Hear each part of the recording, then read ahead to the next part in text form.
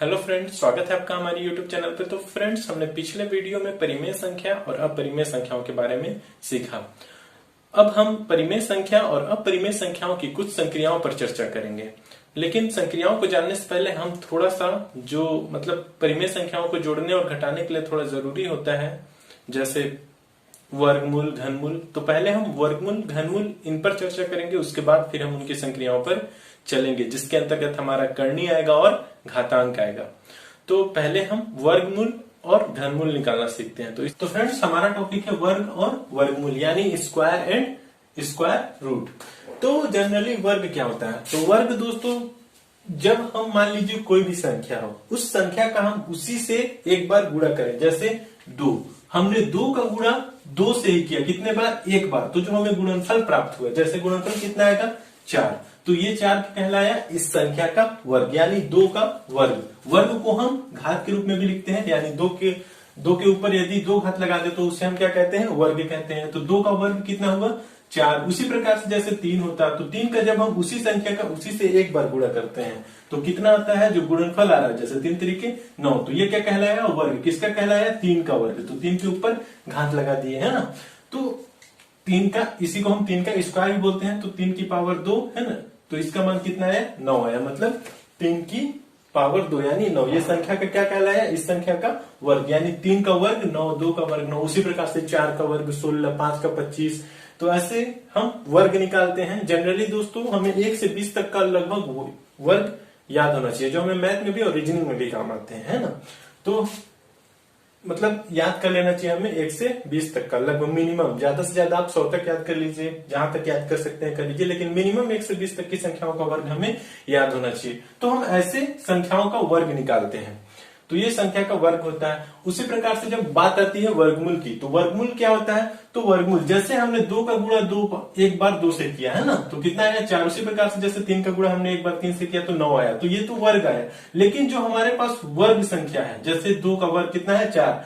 अब जो संख्या मान लीजिए गुणनफल हमारे पास कितना है? 4। तो 4 गुणनफल है, और ये गुणनफल किन संख्याओं को गुणा करने से प्राप्त हुआ है? तो जैसे 2 का गुणा जब हमने 2 से किया तो हमें 4 प्राप्त हुआ, तो हम कहेंगे 2 क्या है? संख्या 4 का वर्गमूल होगा, यानी 4 का वर्गमूल क्या है? 2। और 4 के वर्गमूल को लिखने के लिए हम इसके ऊपर रूट लगा देते हैं। यदि कोई बोले 3 का वर्गमूल निकालिए, तो हम उसको लिखेंगे 3 का वर्गमूल। वर्गमूल यानी रूट लगाएंगे, उसके ऊपर करनी लगाएंगे, और करनी को हम क्या बोलते हैं? वर्गमूल। तो ये क्या होगा?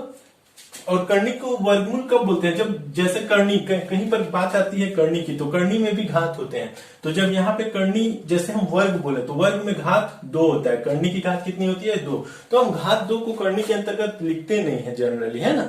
जब 2 जैसे करनी लगा दी तो उसका मतलब ये कि करनी की घात कितना है? 2। उसको हम शो नहीं करते। उसी प्रकार से यदि घनमूल आता है, जैसे घनमूल 2 का घनमूल निकालना है, तो घनमूल के लिए हम 3 को जरूर लिखते हैं, ठीक ना। वहां पे हम 3 को 3 हमें वहां पे शो करना पड़ता है।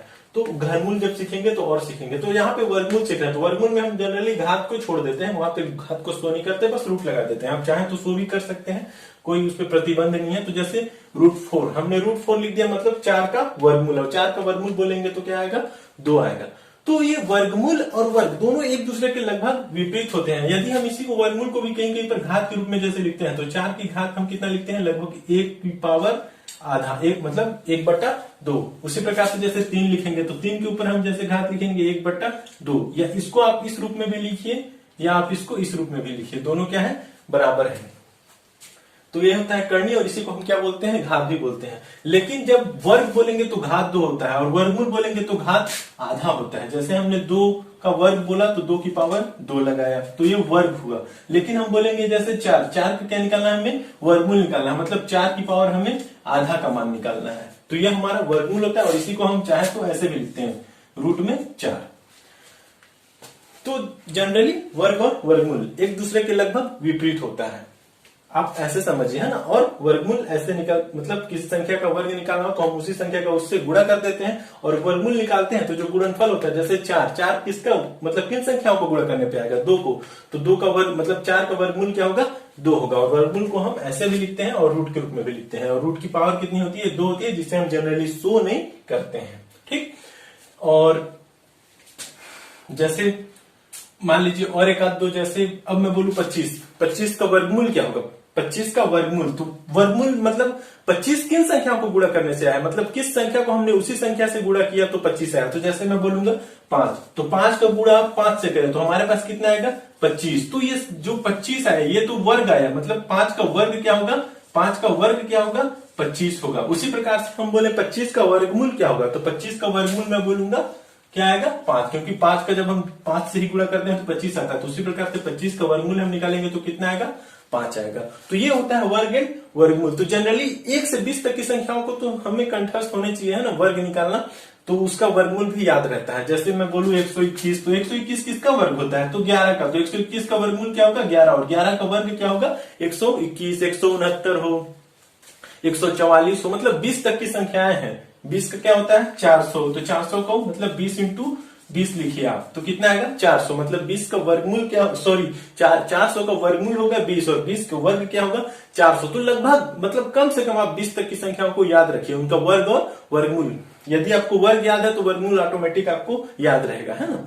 तो आप 1 से 20 तक की संख्याओं का वर्ग और वर्गमूल याद रखिए। इसके अलावा अपरिमेय संख्याओं के मतलब वर्गमूल निकालना भी मतलब सीखेंगे। जैसे √3, मैं बोलूं √3 का मतलब किसका वर्ग है, तो जनरली जो इसका वर्गमूल आएगा वो पॉइंट्स में होगा, तो वो क्या होगा? अपरिमेय संख्याएं होंगी, है ना, जिनका अशांत अनावर्ती होगा दशमलव प्रसार। ठीक, तो हम अपरिमेय संख्याओं का भी वर्गमूल निकालना सीखेंगे। ये सभी क्या है? हमारी परिमेय संख्या है, क्योंकि ये देखिए जिनका भी वर्ग आ रहा है वो सभी पूर्णांक है, और ये जो वर्गमूल आ रहा है ये सभी भी क्या है? पूर्णांक है, और सभी पूर्णांक क्या होते हैं? परिमेय संख्या होती है। तो ये सभी परिमेय संख्या थी, तो हम सीखेंगे परिमेय संख्या और अपरिमेय संख्या दोनों का वर्गमूल निकालना यहाँ पर सीखेंगे। तो इनका वर्गमूल निकालने की जनरली जो विधियां, वो हमारे पास 2 विधियां अभी हम सीखेंगे, है ना, जो भाग विधि होगी और एक गुणनखंड विधि। इसके अलावा हम ट्रिक पर भी बात करेंगे, और ट्रिक के लिए आप आई बटन पर क्लिक करके ट्रिक पर जा सकते हैं ना। तो पहले हम क्या सीखेंगे? इनकी मतलब वर्गमूल निकालने की अपरिमेय संख्या भी होंगी और जो परिमेय संख्या भी होगी उनका मतलब वर्गमूल निकालने के लिए हम 2 विधि देखेंगे, एक गुणनखंड विधि और दूसरा भाग विधि, जिसमें भाग विधि पर हम ज्यादा फोकस करेंगे, है ना। तो पहले हम देखते हैं कौन सी विधि? गुणनखंड विधि। तो दोस्तों हमने पहली विधि यानी वर्गमूल निकालने की पहली विधि क्या है? हमारी गुणनखंड विधि। तो हम पहले गुणनखंड विधि के बारे में सीखेंगे कि क्या होता है गुणनखंड विधि। दोस्तों जैसे हम कोई सा भी इसमें एक एग्जांपल लेते हैं, जैसे 144, हमने एग्जांपल क्या लिया? पहले 144, इसका हमें वर्गमूल निकालना है, यानी 144 का मान निकालना है कि 144 का मान कितना होगा। तो इसके लिए हम क्या करेंगे? 144 लिखेंगे और इसको हम गुणनखंड करेंगे, क्योंकि ये गुणनखंड विधि है। तो हम इसका क्या करेंगे? पहले गुणनखंड करेंगे। तो गुणनखंड करेंगे तो सेम जैसे पहले हम लघुत्तम में करते थे वैसे ही इसका अभी हम गुणनखंड करेंगे। तो हम इसे सबसे पहले छोटे से छोटे मतलब छोटे से छोटे अंक से तोड़ेंगे पहले इसे। जैसे हम पहले क्या करेंगे? इसे 2 से तोड़ते हैं, तो 2 सत्ते 14, 2 दूना 4। तो हमने जब तोड़ा 2 से तो कितना है हमारे पास? 72। ये गुणनखंड विधि, इसलिए हम इसे क्या करें? गुणनखंड करेंगे। फिर 72 आया तो फिर हम इसको 2 से तोड़ते हैं, तो 2 तिया 6, 1 12, 2 छिक्का 12, तो कितना है? 36। फिर ये 2 से टूटेगा तो फिर हम इसे 2 से तोड़ते हैं, 2 1 2, 16, 2 8 16। फिर हम इसे 2 से टूटेगा तो 2 से तोड़ेंगे तो कितना है? 9। फिर अब ये 2 से नहीं टूटेगा, विषम संख्या आ गई तो ये भी विषम संख्या से टूटेगी। तो जैसे हम 3 से तोड़ते हैं तो 3 से जब इसमें भाग किया तो कितना आया?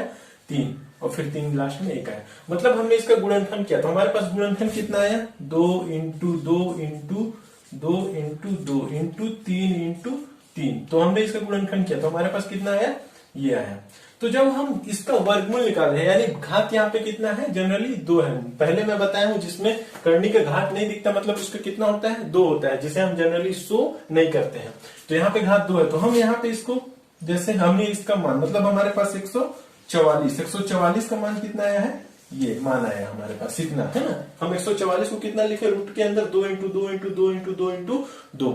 अब देखिए 144 को हमने इतना लिख दिया, तो हमें क्या निकालना है? वर्गमूल निकालना है, यानी 2 का हम इसका जोड़ा बनाएंगे। वर्ग यानी कितना होता है? लगभग 2 होता है वर्ग, है ना। तो 2 का हम यहाँ पे जोड़ा बनाएंगे, जैसे 2 का जोड़ा बनाया ये, फिर ये 2 जोड़ा बन गया, फिर ये 3 का, मतलब सभी का जोड़ा बन गया लगभग, है ना। तो जिनका जिनका जोड़ा बनता है उसे हम रूट के बाहर ले आते हैं। तो सभी का जोड़ा बन गया तो सभी क्या आ जाएंगे? बाहर आ जाएंगे। लेकिन जैसे 2 एक जोड़ा बना तो एक ही ठो आएगा, फिर यहाँ पे इसका एक जोड़ा बना तो ये एक आएगा, मतलब 2 का जोड़ा बना तो 2 बाहर आएगा, उसके बाद फिर 2 का जोड़ा बना तो फिर 2 बाहर आया, और फिर 3 का जोड़ा बन गया, मतलब ये बाहर आ गया। क्या आ गया? दोनों बाहर आ गया। तो इस प्रकार से हम इसका जोड़ा बना के इतना, लास्ट में जो गुणा किए इसको 3 दूना 6, 6 दूना 12, तो ये हमारा क्या आ गया? आंसर। लास्ट में हम इसको जब रूट से बाहर निकाल लेते हैं, जब जोड़ा बनता है, याद रखिए कहीं पर भी रूट है और रूट की पावर 2 है, मतलब अंदर दो का जोड़ा बनना चाहिए। इसको हम और आगे सीखेंगे जब करनी पड़ेंगे तब, है ना। तो अभी हम गुणनखंड सीख रहे हैं, गुणनखंड विधि, तो इस पर हम ध्यान देते हैं। मतलब यहाँ 2 है तो दो का जोड़ा बना और हम उसको निकाल लिया और लास्ट में गुणा कर दिया, तो हमारा रूट 144 यानी 144 का मान हमारे पास आ गया। तो इसे हम क्या कहते हैं, 144 का वर्गमूल क्या होगा, 12 होगा। तो ये गुणनखंड विधि है। इसी प्रकार से एक और एग्जांपल लेते हैं, जैसे मान लीजिए 1024, ठीक ना, क्या है 1024 है। अब हमें इसके क्या निकालना है, वर्गमूल निकालना है। तो ये भी गुणनखंड विधि से यदि हम निकालते हैं तो देखिए जैसे 1024, अब इसका वर्गमूल निकालना है ना, इसका वर्गमूल हमें निकालना है, क्वेश्चन मार्क 1024 का। तो हमने लिखा 1024। अब हम इसको तोड़ते हैं, तोड़ने के लिए हम गुणनखंड विधि करेंगे। तो हम पहले इसे 2 से तोड़ते हैं, तो 2 पंचे 10, 2 एकम 2, 2 दूना 4, 512 आया। फिर हम इसको लगभग, फिर अभी किससे टूटेगा, 2 से टूटेगा, तो हम फिर इसको तोड़ेंगे।